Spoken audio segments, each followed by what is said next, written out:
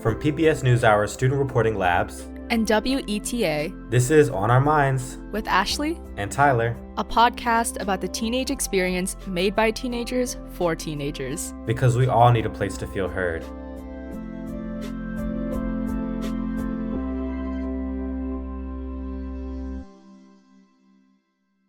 Hi, Ashley. Hi, Tyler.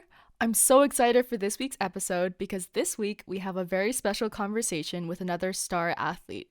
Student reporter Mahi Jariwala from Danville, California spoke with the Olympic gymnast Jordan Chiles. Yes, I was just watching some of her videos and it was incredible watching her do a backflip on the beam. I couldn't even imagine doing a backflip on the ground, and she's doing a backflip on the beam. Oh my God, yeah. So Jordan Chiles represented the United States at the 2020 Summer Olympics in Tokyo.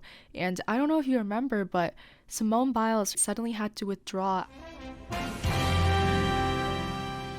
It was a stunning moment at the Tokyo Olympics today. Simone Biles, considered the top gymnast in the world and favored to bring the U.S. gold medals, withdrew from the team competition.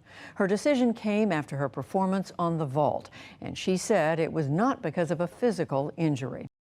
Jordan Chiles was called to step in, which meant that she not only had to compete in the vault and floor, which she was prepared for, but also in the balance beam and uneven bars as well. Her performances on all of these helped the team take home the silver medal. Here's Mahi speaking with Jordan Chiles about that moment at the Olympics.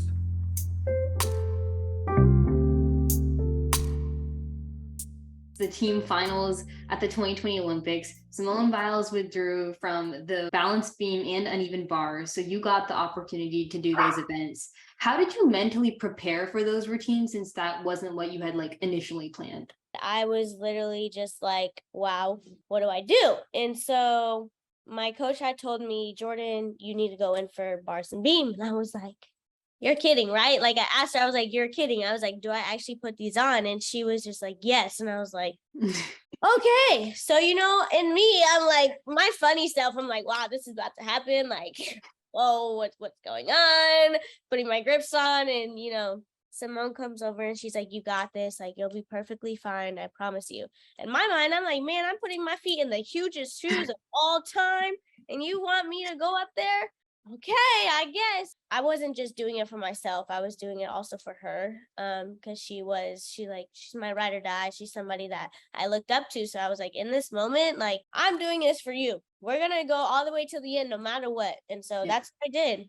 You just have to be Jordan and go out there and have fun. To be honest, like my time there felt like I was there for 3 seconds and everybody was like, no, like that took like a 15-minute turnaround. I said, I felt like my brain was only there for 3 seconds and I was already competing, but I wouldn't change the world for it. I prepared myself for multiple challenges. With anything that's thrown at me, I know I can defeat them and just conquer however I needed to. So that's what I did.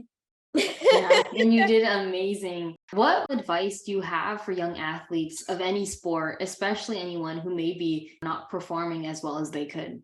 I would just say always believe in the power of your dreams. Your dreams are very powerful. They have the ability to be more than what you think it can be. And so if you keep your mind on that, moving forward through anything, honestly, whether it's in your daily life or if it's in a sport. So, yeah, I just say, and always have fun. Go have fun. Do you. Make sure there's good energy coming into your life and that you find the right people to stay around. Be around who you want to be around. And that's awesome. And I also feel like not only gymnastics being an individual sport, but I think for all athletes in general, a lot of it has to come from within and being able to believe in yourself and sort of have that confidence going into whatever it is, whether it be a game or a meet. Where do you think that comes from, like that confidence for you? I actually didn't have confidence when I was younger. As I grew older, my coach back in Texas, she kind of gave me the confidence to be the person I am now. She was able to really teach me how to get that confidence in anything, whether it's life lesson, whether it's in the gym, whether it's driving a car. Like it doesn't matter, but just having that confidence is what gives you the ability to be calm and you can just continue with whatever. So in the sport of gymnastics, all we do is have pressure, we have expectations. So having that confidence going into your competition definitely helps because okay, I've done it a million times. This is what I'm going to do and this is how I'm going to do it. So that's kind of how my confidence came. It came like 5 years ago. In moments that like, you were struggling or just kind of like situations where maybe you didn't feel as confident, what advice do you have for people that are kind of going through a low point in just kind of finding their confidence? With anybody, whether you're in a sport or not in a sport, I have to say, just use your voice. If you continue to stay silent, then the more that you're going to be stuck behind a blank wall and you can't get past it.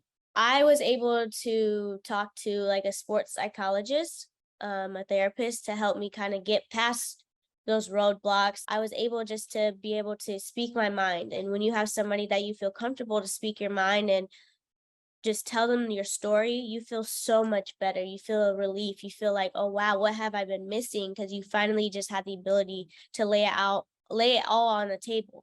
Especially when sports, I think, get to those next levels, like people lose sight of why you play your sport. How do you think you were able to stay grounded and always kind of remember your why?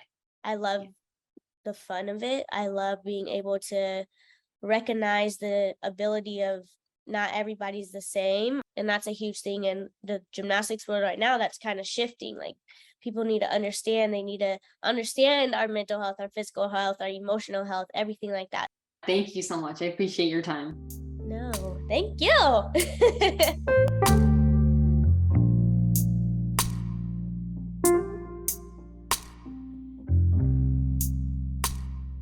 With us now to talk about this conversation is student reporter Mahi Jariwala. Hi Mahi, welcome. Hi Ashley, hi Tyler. Thank you guys for having me on. Hi, I know you're an athlete, Mahi. I was just wondering, what did Jordan Chiles say that particularly stuck with you as you think about your own sports? She talked a lot about this idea of just having confidence in yourself. And I think especially with sports, there's a lot of pressure that, sometimes gets on you just when it's game time with coaches, teammates, parents, and just learning to channel that pressure into something positive, which is something else that she talks about a lot, of just channeling all that energy into something that can help you and just changing your perspective on things to make sure you're looking at things with a positive look on it. Absolutely. I think back on my own experience with tennis, and what I struggled with towards the end was starting to lose my love for the sport. But I realized lately, as I'm picking tennis back up recreationally, that I'm finding a lot more love for the sport because I was able to kind of tune out like the pressures of the coaches I had and like the other people who were a lot better than me. And so I think that like so much of sports is physical, right? But also so much of it is like this like mental game that you have to play with yourself beyond all else. Something that I've picked up, especially after this conversation, was like mindfulness and meditating, just because I understood the importance of this sort of like mental aspect of the game. And so just like making sure that my mindset is good going into games or practices. So I like to make sure that I get in at least 5 minutes of meditation before a game. I think that's really healthy. So much of sports is wellness, and I think that if you don't take care of like your mental well-being while you're playing and participating in your sports, at least for me, you just start to lose like your passion for it. You start to feel kind of like burnt out because it's like you could be so good at something, but if it's making you feel exhausted in your head, no amount of like energy drinks and Gatorade is going to do that.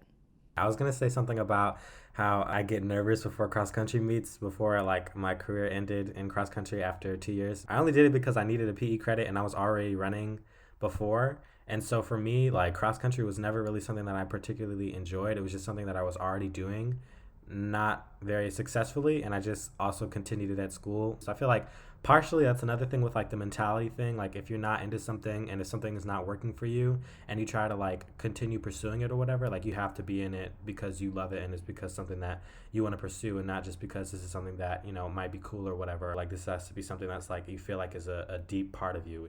Mahi, I wanted to ask, what are your personal biggest takeaways from participating in sports? I think being a girl in sport, we see it in the statistics. Girls who play sports become women who lead. And so I think for me, it's always just been learning what I can from sports because I know it's so applicable in other areas of my life. And I think that even interviewing in what I'm doing right now would not be possible if I wasn't participating in sports. What do you guys think about parents making their kids play sports? When it comes to like parents making their kids do it, I mean, I think when they're younger and you want to expose them to certain things, like maybe that's good or whatever, so that they know like this is something that I want to try or whatever. But like the parent is pushing something more than the student is. It doesn't matter how hard they push it or what they're going to do. Like if the kid is not in it, like they're not going to give their all to it. And you might as well just invest your energy and your time into something else. I definitely agree. That last point you brought up is really important because we spend a lot of time on these things that we started when we were really young, and then we just keep going with it because we feel like, oh, if we back out now, like it's a waste of time. But like, I think there's something to be said that if you don't like it, you might be holding yourself back from like finding something that you really, really love and that you're really passionate about. And as someone who is doing like kind of like a non-sport sport with marching band, I get PE credits for it, so that's what counts. I think that one of the most valuable takeaways from high school sports or high school non-sport sports is the community. Some of my best memories from band are like waking up at like 4:30 a.m. on Fridays just so I can go out to breakfast with my section. But I just think that at least when you're young, going out and doing sports, especially team sports, is just such a nice way to like get connected with your community. That was something that I kind of thought of as well, as like, well, am I going to play in college? Because I spent all this time in high school playing basketball, and it's like, is this something that's going to directly correlate into me getting a scholarship or playing college basketball? And I'm pretty at peace with the fact that I don't think I'm going to play in college, and I'm so happy with that right now, because it's like basketball has been something that I've just been so passionate about, and that I've got to have so much fun with. And so whether it's with sports or something else, just make sure that you're following your passions and you're having fun, because there are so many things that come out of you just doing that. Thank you so much, Mahi, for joining us. And the conversation with Jordan Chiles was really great. No, thank you. This has been such a great opportunity. Thank you both. Next episode, coming out in 2 weeks, is about the power of poetry, spoken word, and the performing arts. Now, I know I'm personally very excited for this episode as a writer and someone who writes a lot of specifically spoken word poetry, so I hope you guys really love it because it's going to be really amazing. Today's segment was produced by Mahi Jariwala from Monte Vista High School in Danville, California. This episode was produced by lead podcast producer Briget Ganske with help from Jaylah Moore-Ross and Becky Wandel. Editing by Mercedes Ezeji. Editorial director Marie Cusick and executive producer Leah Clapman. Theme music by Jackson Teedens. Additional music by Blue Dot Sessions. If you or someone you know needs help, we have a list of resources at studentreportinglabs.org/mental health resources.